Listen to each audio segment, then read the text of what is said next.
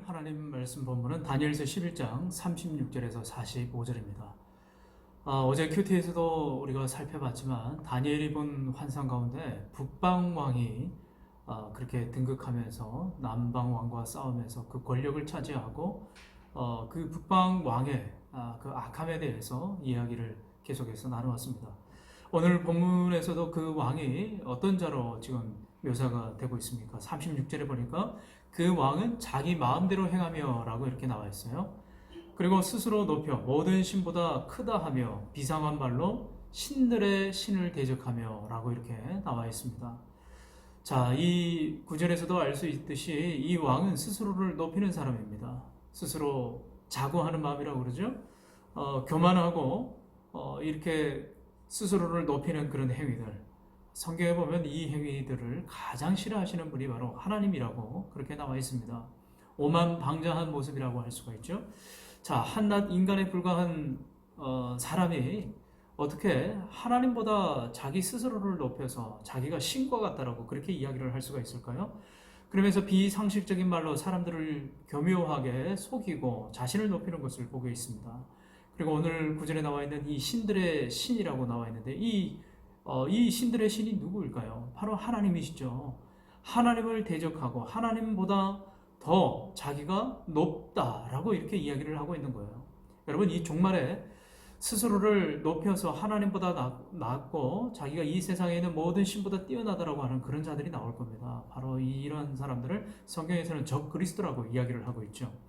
역사적으로 안티오코스 4세가 동전을 자기의 그 얼굴을 넣어서 주조를 했는데 그 뒷면에 뭐라고 이야기를 했냐면 자기 얼굴과 함께 에피파네스라고 이렇게 기록을 해놨어요. 그 뜻이 뭐냐면 신의 현현이다. 즉 내가 신이다. 자기가 제우스로 섬기고 있는 그 신상을 예루살렘 성전에 그렇게 세우고 우상 숭배를 강요하고 많은 사람들을 핍박하고 받게 했습니다. 즉 자신이 제우스의 현현이다라고 이야기하는 자가 안티오쿠스 4세라고 하는 거죠. 역사적으로 수많은 그 악한 왕들이 있었습니다. 그때마다 이들은 스스로를 높이고 자신이 신과 같다고 하면서 그 권력과 욕망과 탐욕에 찌들어 있는, 그래서 자신이 스스로 멸망의 길을 가고 있는지도 모르는 그런 무수히 많은 악한 사람들이 있었죠. 하나님은 역사적으로 이런 자들을 세우시기도 하시지만 과감없이 패하시기도 하시는 하나님이십니다. 그 교만의 끝은 필경, 사망이고 멸망이라고 하는 거죠. 하나님께서는 이 안티오코스 4세 그 교만한 한낱 인간에 불과한 자도 하나님께서는 그 악한 그 길로 가게 내버려 두시고 비참한 인생의 말로를 겪게 하시는 거죠. 45절에 보니까 그가 장막을 궁전을 바다와 영화롭고 거룩한 산 사이에 세울 것이나 그의 종말이 이르리니 도와줄 자가 없으리라 라고 이렇게 나와 있습니다. 마지막에 도와줄 자가 없으리라. 온갖 전쟁을 일으켜서 주변을 정복하고 무력으로 앞세워서 사람들을 죽이고 자신의 그 교만함이 하늘을 찌를 듯한 그런 악한 왕이 바로 이 안티오쿠스 4세였는데 그 자신도 비참한 죽음을 맞이하게 됐던 거죠. 아무도 그를 도와줄 리가 없으리라 라는 그 말이 이루어졌습니다.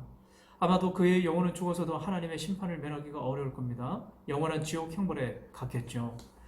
여러분, 이 세상의 부와 권력과 명예는요 한순간이에요. 아침 안개와 같고 이슬과 같고 땅의 티끌과 같은 것이 바로 이 세상에 가지고 있는 권력자들이 누리는 한계라고 하는 겁니다.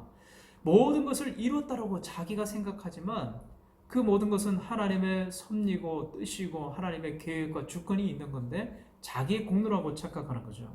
그러나 한순간에 영혼을 관장하시는 하나님께서 끝날에 그 영혼을 거두어 가시고 그렇게 될 때 그 모든 것은 무의로 끝나게 되는 거죠.